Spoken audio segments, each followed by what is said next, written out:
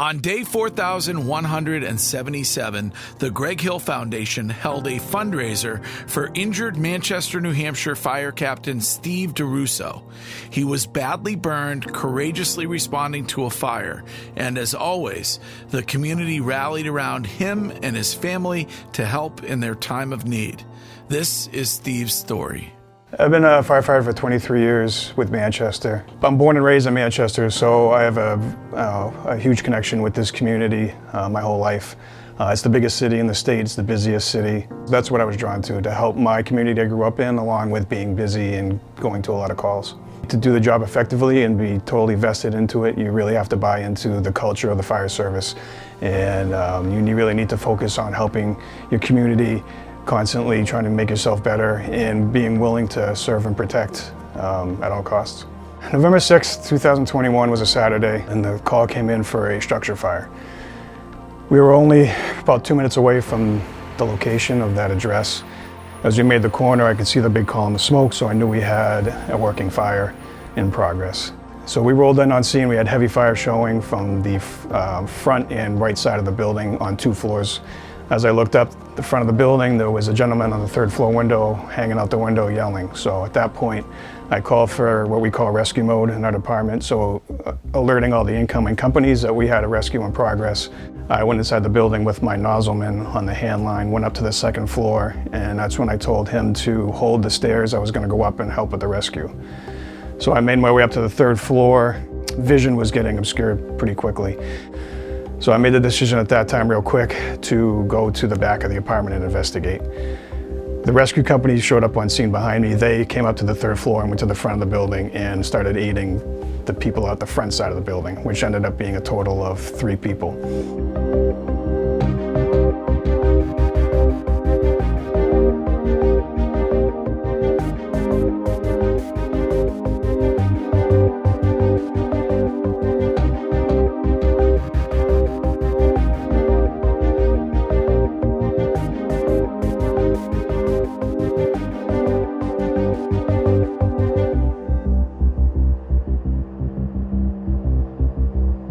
So a flashover is when everything ignites simultaneously, including the smoke. So unbeknownst to me, I was engulfed in flames at that point. I reached down and grabbed her, tried getting her out the window one last time, along with myself. So we both kind of went up and out the window. She got hung up at the window, fell back in. I kept going, face first. As I was diving out the window, my breathing apparatus got hung up on the top of the ladder, so I was stuck. So I was hanging upside down on the ladder just outside the window, and I had fire coming in from behind me and below me. And I was in the fire about 35, 40 seconds.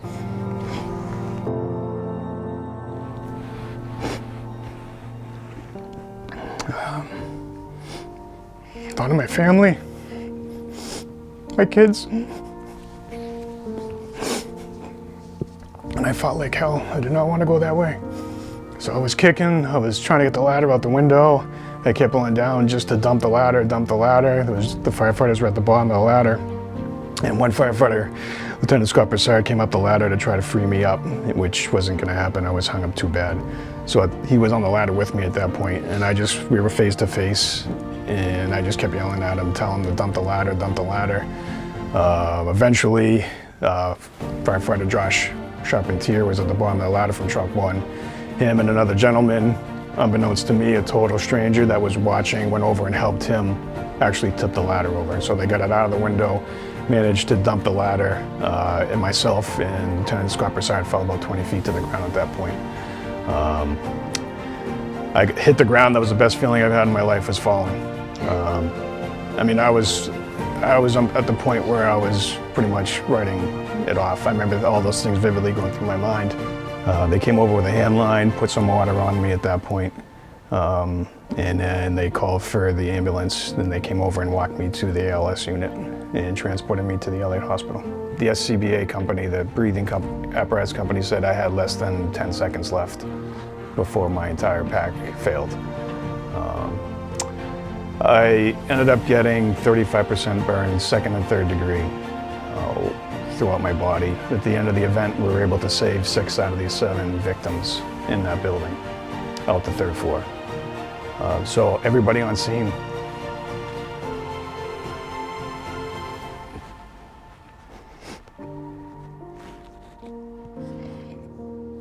They were phenomenal. They saved my life,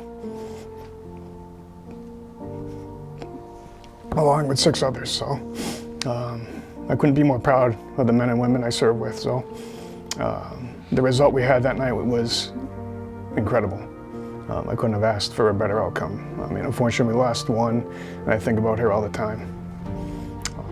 So obviously, I was still in the hospital when I was getting updates on all the support and generosity people were giving myself and my entire family. And one of those being Greg Hill and the Greg Hill Foundation. And for his foundation to step up and offer their support was huge. And to see the donations coming in and to see the support from the entire Boston community along with the region and as a whole was amazing. And I can't be more thankful. And I am indebted to a lot of people I don't even know. And Greg Hill and the Greg Hill Foundation might not be aware. Obviously from a financial standpoint, they help you quite a bit, but there's more to it than that. There's more to it than just the dollars. You know, it's knowing that the community's there for you. It's knowing that a complete stranger has your back, you know, and supports you. I have people who I don't even know still reaching out, asking, how is he? How are things going?